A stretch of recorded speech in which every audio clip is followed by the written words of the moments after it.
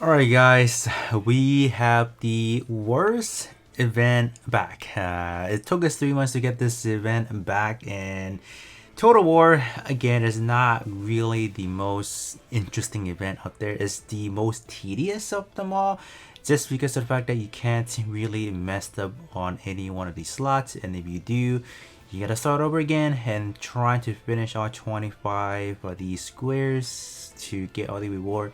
It's just very painful. So let's actually get started. So I'm not really going to explain a lot of the rewards because it's pretty much the same thing.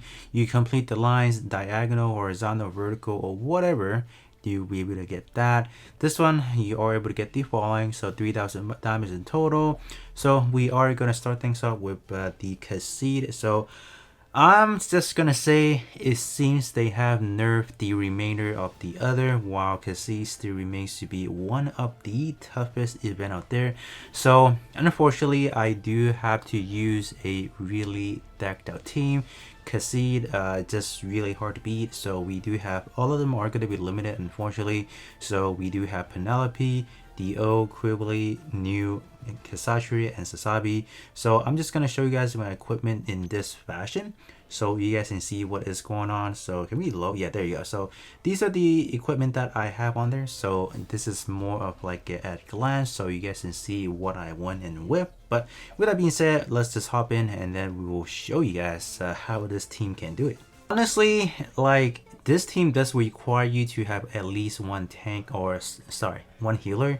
So I know as far as healer options, there's actually not a lot. Most of them are actually within the limited option. We have V2, the other new Gundam FF, which is actually the enemy new Gundam that one heals. We have what is it, Engage Zero Awakening, the red one that is, I think, is currently still available. So, or no, sorry, I don't think that one is available anymore, but that one did heal. And we also do have an event Quibbly, that one also heal as well. So we do have a lot of options, but the biggest problem with this event is you need damage. So you can't just bring like a half-ass team and be like, oh, let's get this done. You just can't really do it. So unfortunately, we are resorting to this build. So let's just kind of see, I guess, in a way. So Quibbly is actually going to be a fairly competent unit in this specific situation because we do have the stun that is going to allow us to kind of just bypass a lot of enemy issues where they are just targeting you. They are either stunning you or just doing AoE EX skills on you, or AoE damage, I should say. Quibbly can actually get some of the job done, and I think one of the MPV for this fight is going to be this new Gundam.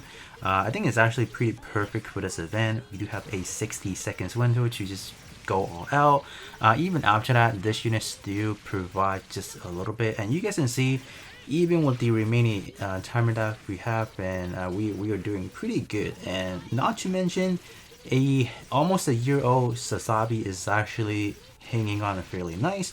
So I think next time around when I am re-evaluating Sasabi, I'm definitely gonna talk a little bit good about this unit because you guys can see it performed fairly nicely. And there you guys go. So as far as the formation I went with, I think that's probably the most optimal, I feel like, just because of the fact that new Gundam healing the enemy lineup is not the most ideal thing ever. So that's like the very first unit you need to take out. So you have that. Other than that, you guys can probably play like a 3-2 split, split it up into 2 different sections. So you can either start targeting the tank as Cassid, or you want to just specifically focus on healer. But there you guys go. So this is done, and let's see how much damage taken. So these are the breakdown for the enemies, the HP. So you guys can see they are very tanky. And as far as yeah, they couldn't even be stored in HP because we have already taken care of new Gundam right off the bat. So that is actually really nice. Or let me see, you're right, yeah, they couldn't even heal, so that's good. Let's move on to the next one then. So Lunar Tank is going to be the second one that we are going to take a look at. And once again, if you guys have already used a team, you cannot use them anymore. So that's why we do have to use a different team. For my choosing, we are going to be taking a look at this team, the Lunar Tank one. So these are going to be the 3 units that I'm using. Zeta is just a very good yellow unit to use, and it has been out for a very long time, so I feel like this unit is definitely something that a lot of people will have. Alex is simply going to be for the support, same thing as our good friend, what is it, Phoenix. So these are the equipment that I'm using, so they are pretty good actually. Can I even click on these? I cannot, but let's actually load this. And I just want to make sure what equipment am I using for this unit. Alright, that's good. Alright, let's get started. So Lunar Tank is not an easy one to take care of just because of the fact that Lunar Tank actually heals. So you do need a considerable amount of DPS that's going to be able to take care of things. I'm just going to go with this specific setup. There's not really a specific reason why to do that.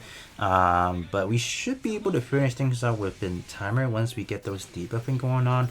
So both Alex and then Phalanx, they're both debuffing, so we should be able to do a considerable amount of damage actually right now. So let's just kind of see. So even though the enemy is recovering HP, but we are just dealing a lot more damage than what the enemy can generate or recover.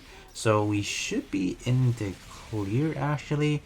But in before Zeta actually dies, which I hope that does not happen actually. Okay, alright, there you guys go. So we finish it with 55 seconds left, so that's pretty good, but I will not prolong this fight any longer because you obviously do not want the enemy to recover HP and you have to start the whole process once again. So I think having this specific setup should be fine. Alright, so let's kind of see how we did in this one. So that's the falling damage we did. So damage taken is going to be 12 million, so it's actually a lot. So do consider what kind of other DPS you guys may have in your arsenal to kind of take care of this, and debuffer and buffer are definitely going to be welcome in this situation, just because of the fact that without debuffing, I would definitely say Zeta would not be able to dash out as many damage as it did. So now we are going to be taking a look at the E2 enemy. This is another tank. This one is probably worse, I feel like. So this one does not have an indicated enemy, or as far as from the enemy's perspective, it seems to target a lot of DPS units. So we have a S Gundam, GPO4, and Double Zeta. It seems to always target them first. So these are the following modules that I'm having and the following pilots. We are using this, this is actually a free-to-play healer, so we got that from the event, so I am going to be using that. We have a tank, but having a tank don't really help in this situation, so you might as well just remove it and probably save it for like a different stage. But we are going to be bringing to healer. The gym is actually another free-to-play as well, so that should be fine. So let's actually get this loaded, and we are going to hop in. Alright, so let's kind of see formation wise. I think we can go like this actually. I think that's fine, right? Let's do this and then we shall see. So I guess we can focus on S Gundam, shouldn't really matter. So you can see S Gundam is already taking a lot of damage, but the fact that we do have 3 DPS, so we should be in the clears, I guess, in a way. So this tank does not heal, so that's actually pretty good. So all we need to do is actually just do enough damage before the tank actually take out our DPS. That is kind of the goal, and the fact that we do have healing kind of back to back, which actually does help in an instance. And there you guys go. We have successfully beat this under 80 seconds with 80 seconds time remaining. But if you guys don't feel like using 3 DPS in one specific run, I think the best possible way is find a even better DPS than what I'm using here. Maybe you guys can probably use Zeta in this specific run and then limit yourself to only 1 DPS and see if that is possible to do. But yeah, you definitely do want to finish this one fast just because of the fact that it does do a lot of damage and sometimes healing may not be good enough. And another pointer I do want to make is you can probably bring some stunning units like Shores Zaku 2 or some of the SRs does have the stunning effect as well. So that could probably help, and you probably do want to bring maybe 1 or 2 just because you do want to have these stun kind of like a back-to-back. So you have let's say up to 10 seconds or something like that within a good interval. So that should probably be good to go. But other than that, these are kind of like the damage dealt, and damage taken is only 7.5 million. But this one, like I said again, seems a little bit tougher because it does kind of target you a little bit more aggressive. So it's not something that I generally like. But let's kind of keep going. Up next up, we have GPO4. So this one is just a pretty easy one to go. So what am I going to be using? So am I going to be using any limited option? Well, the thing is I'm not. So I'm just going to be bringing out our good pal GPO2. So we have 2 HP module, and then I am going to be using Pesh. So this is the Pesh that is for the Psycom Zaku. So it's one of the earlier Pesh that we have. So that should be fine. It actually fits the overall GPO2 very nicely. So let's hop in. Alright, so can GPO2 actually take care of things? Well, you'll be really surprised. At a T5 situation, GPO2 actually does do a lot of damage with the atomic bazooka. So okay, yeah, look at that, a lot of damage. And one more, perfect. There you guys go. So GPO2, I am saving it for this specific situation because this is kind of like the intermediate boss in a way. It's not the most toughest one, but it can actually be annoying if you do not tap enough good units. So I did actually save it for this specific stage, and then let's kind of see the overall damage from everyone. Alright, so let's kind of see how we did. Only wow, that's it. So these are the breakdowns, so they're not tanky at all. So even if you don't have GPO2, you can probably bring some SRs like what is it? The engaged cannon, the SR one that can probably take care of the stage, but you do have to have, you know, high investment and probably some other tank to take some of the hits. But other than that, let's actually move on. I'm gonna do the remaining 3. I think it's a little bit difficult. They are gonna be the 3 for Armored Gundam Thunderbolt. So in terms of this one I would say is even much more easier, but you still need some, I guess, decent team, I would say.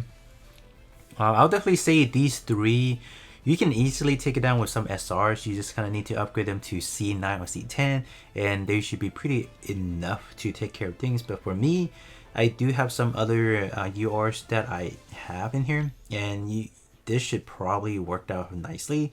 So this one is just simply going to be the full Armored Gundam Thunderbolt. We have the following, so it's not anything too crazy. This version of below is actually the one that goes with the red, I think it's the red Rick Dom. So I mean, it should be fine for this one specifically. So let's gonna hop in. Alright, so for Armored Gundam Thunderbolt, so we are actually facing off against ourselves. So I'm gonna actually target the other ace first. I think I'm gonna save a possible for Armored Gundam Thunderbolt last because we don't really want to aggro the tank right away. Just because tank versus a tank is not going to end too well, or it's gonna take a lot of time where we just don't need to take the hit at the current moment. So that's why focusing on the other enemy is going to be the better option. Alright, so let's kind of see actually. I don't know why I'm actually not focusing on for Armored Gundam Thunderbolt. That's not, now we are, okay, now it's fine because we have already taken care of the other enemy, so it's not, it don't really matter like that. But okay, so we just have 4 Armored Gundam Thunderbolt to take care of, and we should be in the clear actually, I feel like. Let's kind of see. Our power 1 EX here for us. Let's go, come on. Okay, there we go. We done it. Okay, that wasn't too bad, was it now? Okay, and we are done here. Alright, so let's kind of see the overall damage. So we did a total of 1.2 mil. So assuming the enemy shouldn't be that bad. Let's see, damage taken. So the tankiest one is definitely the 4 Armored Gundam Thunderbolt. Other than that, all the other ones are definitely not as tanky. So let's move on to the other 2. Setup, I'm actually starting to use some SR. So this is I think one of the gyms. And this Zaku is actually pretty amazing. So you guys can see some of the modules that I'm using for HP on them. So the pilot for this one is actually free to play. So you guys can actually farm this one up. We do have a Uso Urin for this one. This one is also a farmable one, so you guys should have that. Other than that, this Zaku 2, the unidentified type Salari over here, this one is actually a very strong, and I would definitely say it is better than every single DPS or SRs in this game at the moment. So this unit is or should be able to carry you through this stage specifically, no problem. Or even I would say For I want to say the GPO 41 probably will work as well if you guys do want to use that. But other than that, let's hop in with this one and then we'll see how we will do. Alright, so our setup, I think I'm just gonna go with this again. Gonna do that. That should be fine. So focusing on the Zaku 2, this Zaku 2 actually is pretty darn good. We should be able to pop enough EXQ damage to make a difference here. Yeah, I think we're good. Okay, buddy. Okay. Yeah, this Zaku 2 is so powerful, my gosh. Yeah, and they gave this to us for free. And this one you can actually buy the remaining copies as well. But it only needs the clan meta, which is actually something that could be hard to get. So it may not be something that you can immediately, let's say, get the full P5 potential unleashed. But yeah, this is still a very good one to look out for to max out. So definitely something, if you guys do have enough clan metal, definitely go exchange for this one for sure. But other than that, there you guys have it. We should be able to finish it within timer, I think. There you go. And I think one more hit, we should be good to go. Oh no, we already finished it. For the last setup, I have the following. So 3 tanks and 2 bombardment. So I'm just going to quickly show you guys the setup, I guess, in a way. So we have this, this. So not all of them are actually C13. Some are or some are not. So this one, yeah. So yes, I also see the module. So some of the pilot I have not even upgraded them yet, just because I am not really that, I don't really have a lot of resources, so not really trying to upgrade everything. But only this one, I guess we can go upgrade it. Why not? Shouldn't hurt. Let's do this. All right. So I think I went in a little bit extra for this one, just because the other SRs that we have on the roster, I wouldn't call them spectacularly good. So I mean, like, I'm just trying to save myself from dying, so that's why we do have a little bit more. But let's actually hop in and then we'll see how we will do. Okay, formation wise, I think we can just kind of do this actually. I think, yeah, that should be fine. Do that, do this, and I think we should be fine like that. Yeah, that should be good. So the engaged cannon actually just pop AoE EXQ. So in that ways we should be good if we can pop a lot. So we got pop one right there, and the tanks are kind of hanging in there. So hopefully we can just do enough damage where we can just kind of clean things up. I hope. Alright, we're about to pop another one right there. Let's go. So far the tanks are holding on just enough where we should be able to finish off for Armageddon Thunderbolt. Okay, let's go. Come on. There you go. Alright. So these are the 7 fights that I feel like are a little bit tough for a lot of people. So I did went from the hardest to the easiest one. While the remaining one, I don't think I am going to be doing, or I'm not really going to be taking care of them, just because of the fact that they are fairly easy to take care of. You can probably just throw in 3 SRs or even Rs, depending on what you guys have, and at least upgrade them to custom level 9 and have it, I guess, all the way up to level, whatever level you guys are looking at, and you guys should be kind of good to go, because these ones are fairly easy. So I don't feel like I need to kind of spend the time to kind of showcase them off. But other than that, up to you. If you have complete everything, this is kind of like the other total reward that you'll be getting: 3,000 diamonds, enough copy to exchange for the Golf Hover type, and we have the following chip as well, so that's pretty good. And the very last thing that you'll be getting is going to be this. If you have completed the full bingo set, you'll be able to get the total war medal as well. So I think right now we are up to 32k. Yeah, 32k right there. It seems that they have not even updated the roster yet, so I don't even think I don't think I need to cover this either. But other than that, hopefully you guys are able to complete your bingo sets, and I'll be catching you guys on the next one.